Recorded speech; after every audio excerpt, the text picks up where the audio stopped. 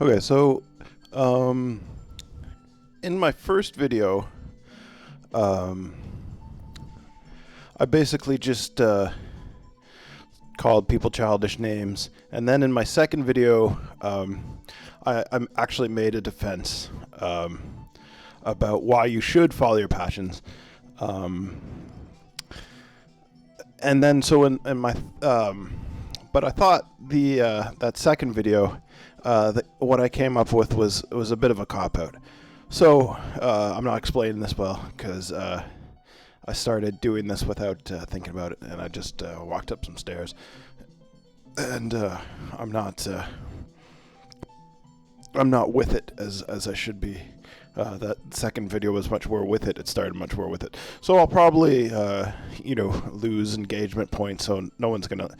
I don't know. I need to stop talking about how no one's gonna listen to this. I should just get on with it. Anyways, so yeah, I came up with an argument in my second video, but then thinking about it, I kind of came to the conclusion, well, it's a bit of a cop out. So my original argument.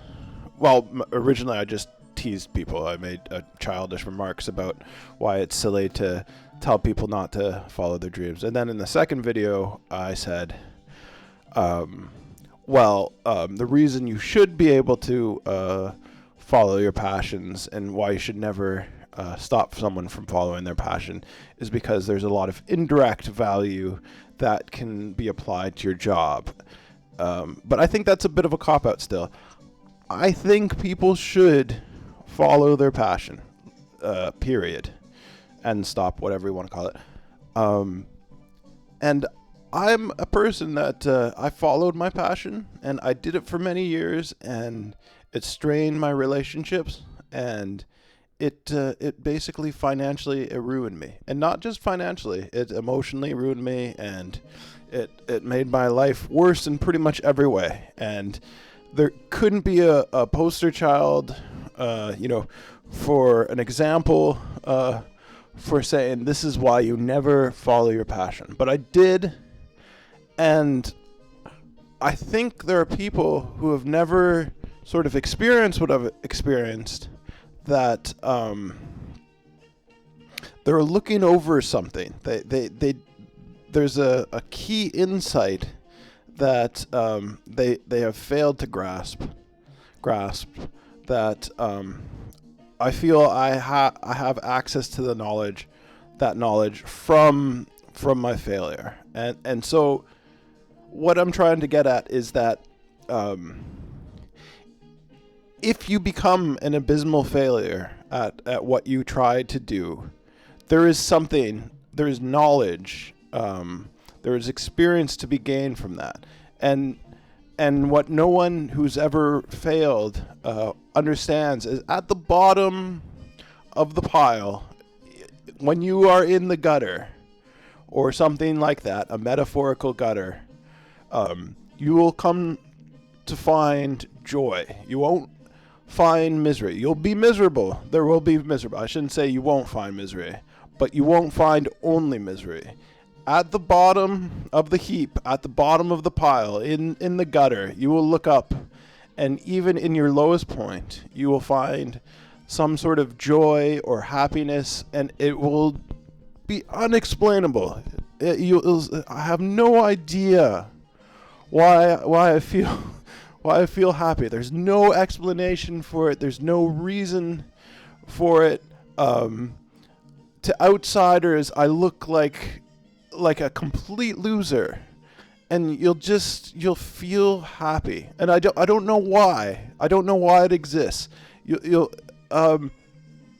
I think it's because you tried. Even if you failed, you tried, and there's something authentic and important to be gained there. And it's sort of, I think, like there's a religion that's like called Gnosticism, and they look for knowledge in sort of hidden and unconventional places that you wouldn't think would give you spiritual insight. They look for knowledge in I don't know, like like whorehouses or something. I don't know if that's what Gnostics do, but they look for hidden knowledge in places that you wouldn't normally think there's any divine knowledge to be gathered. And at least that's my sort of what I've made up about that's what Gnosticism is. And this is the same. When you follow your passion and you're down on your luck and you have no money, there you will gain something that someone that never did will never gain. They'll never understand what you got in that moment. And so if you're hearing this and you're on the never follow your passion side, I don't want to sound cruel or something like that, but you missed out on an important part of life. You are missing out on an important part of life. And maybe you need to be practical right now, or maybe you can never make that leap, but there is something important, even if you fail financially, that you will gain from following your passion.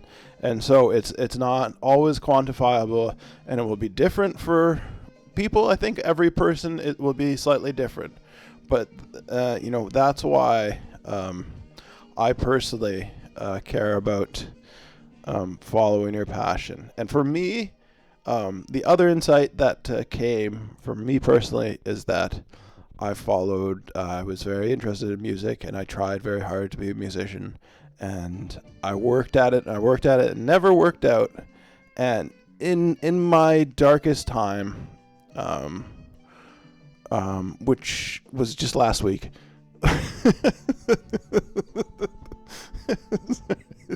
sorry, I sometimes make myself laugh. In some very dark times, I looked at it and I realized that music is not actually my passion. What I've always been passionate about, what's always made me happy, is talking, is words. Not even writing, but talking. And when I was a small child, I would talk like a very small child, like 2 or 3 years old, and people would come up to my mom and they would say, "How did you teach your child to do that? How did you teach your child to speak in full sentences at 2 or 3?" And she said, "I did not do anything. That's just the way he is. That is his deal. He talks and he talks and he says all sorts of strange things that no one knows where it comes from." And so in my darkest time, I wanted to speak. I hadn't spoken for about 2 or 3 years, maybe a couple hundred words a day, maybe less, especially when I was living on my own and, working as a file clerk.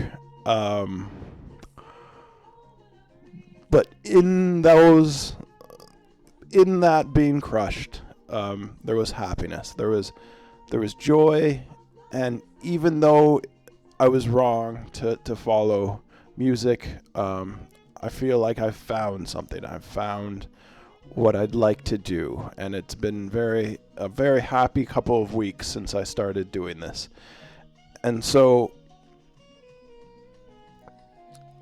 I think I might be onto something. I don't know.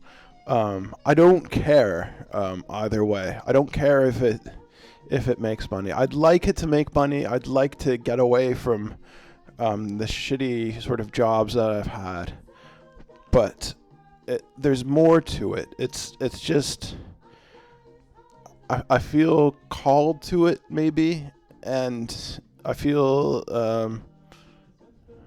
that it's just something I have to do without understanding why. And so when you say to people, never follow your passion, you might be interfering with something that's very important that doesn't have monetary value. You might be keeping someone from finding meaning or something very significant or joy in a very backwards kind of way when you stop them. And we need to start thinking. Well, I guess we're not going to, but we could start thinking about other parts of life than the monetary value that we place on it. And so that's just the sort of thought that I wanted to share, that even if it's a disaster, it might be better not to stop a person from doing it. And I don't think you can anyways. Even if you say it, it just makes people want to do it more. So maybe in that way you're helping people follow their passion, because you say, don't follow your passion, don't ever do it, it's a bad idea. And then they hear that and they say, I'm going to do it now because of you jerk. And so just maybe in some ways you are the catalyst and you work in mysterious ways, and I wouldn't doubt it. I no bad blood between me and those who say don't follow their dreams. And I did start off by calling everyone childish names and fascists and stuff like that, and I still think it's kind of true, but and I really enjoyed doing it, but maybe there is something significant. Maybe there is some sort of way in which you are also, I'm sure there is, you are also important by saying don't do that. And there's a balance to our lives and all that good stuff, and we balance each other out. But I guess I'm here as a person to say to you, reflect on why you say that to people and how you might be influencing their life. Like, you don't just assume that you're right. To try to reflect on maybe what you're saying is wrong. And I try to always reflect and say, okay, well, maybe what I'm saying is wrong. Like, maybe statistically it's really important that humans don't follow their dreams as well. It's definitely something I think about a lot. So, and I'm sure you do, but also it's really important to be a jerk to Mike Rowe fans, because Mike Rowe fans, I'm sorry if you're listening, you probably have turned it off and are flaming mad or whatever. But you're kind of being jerks on the internet, and I think you needed to have someone be a jerk to you back, or you'll probably just turn it all off and then no one will hear this. But if you made it this far, you're probably a very patient person. So I hope that this one gave you some Gnostic wisdom, some insight into why it's important to follow your passion. And I'm sure if you do, you didn't need anyone to tell you, but maybe this made it to someone who needed to hear it somehow, someday. Even if you're a failure, even if you're destroyed, there are still very good things to learn from that, and maybe even more important things than if you were always a success, or what is considered a success. And